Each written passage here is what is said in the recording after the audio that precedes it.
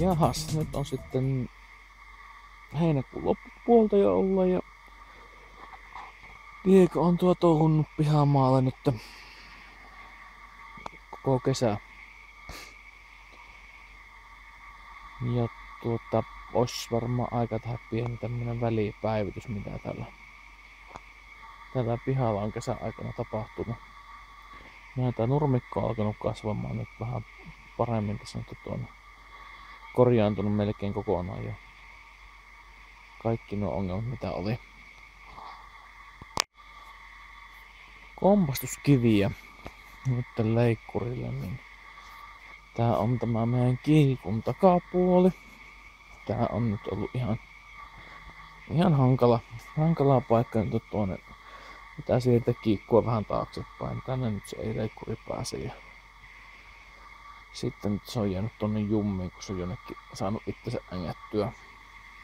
Et se nyt saa luvan olla, että siirretään vähän taaksepäin, niin pääsee tuolta altakin leikkaamaan. Sitten kiikkua nostettiin vähän ylöspäin, että leikkuri mahtui siellä alapuolella touhuamaan. Alapiha oli ongelma jossain vaiheessa. Alkuvaiheessa, että sanotaan, että tuonne alapihan leikkuri pääsi, mutta täältä toi ongelmia löytää sitten takaisin tuonne yläpihalle ja varsinkin latausasemalle. Niin tässä nyt ei alun perin laitettu ollenkaan hakukaapelia, mutta sitten se asennettiin se hakukaapeli tähän myöhemmässä vaiheessa. Nyt se hakukaapeli menee sitten täällä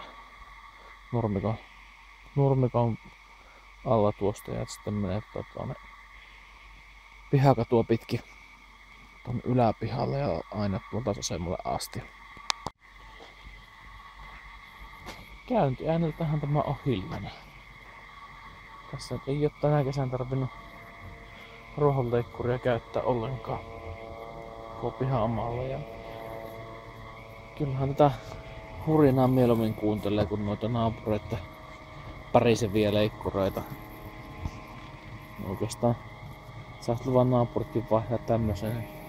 Tällä sunnuntaipäivää niin aika rasittava kuunnella, kun ruohonleikkuri pärisee tuolla ympäristössä.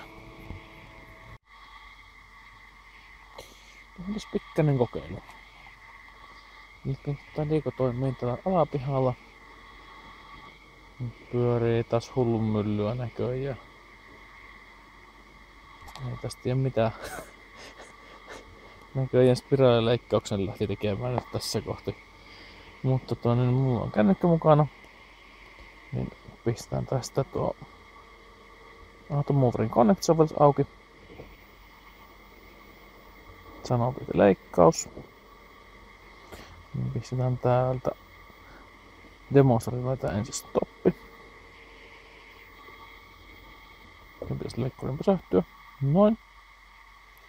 Ja sitten pistetään tätä pysäkö. Ja se lähtee hakemaan sitten latausasemaansa.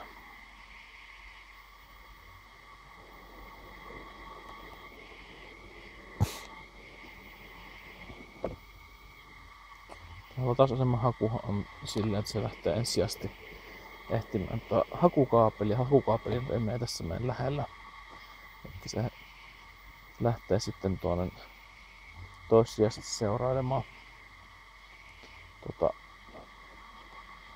kaapelia, reunakaapelia, kunhan se nyt aikansa on täällä hakenut tuon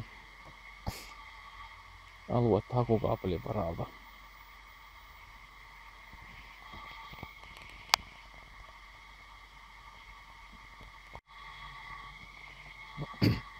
Elikkä nyt tällä leikkurilla oli tuon rajakaapeli. Ja se menee nyt tuon rajakaapelia pitkin etsimään sitä latausasemaansa. Tässä rajauskaapeissa on tietysti semmonen mielenkiintoisuus. että tässä kohtiin tämä tuonne leikkuri ylittää tämä rajakaapeli. Ja tässä kohtiin on tehty tämä saareke. Niin silloin leikkuri pystyy menemään tuon kaapelin yli, kun se tulee tuonne ensin toista linjaa pitkin sisäänpäin ja sitten kaapeli menee vieressä takaisinpäin tosin alle. Niin silloin se pystyy ylittämään tuon raja-alueensa.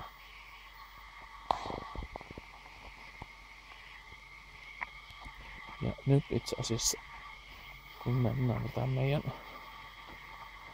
hakukaapelia tai rajakaapelia pitkin, niin pitäisi kohtapuoliin löytää sitten myös tuo hakukaapelinsa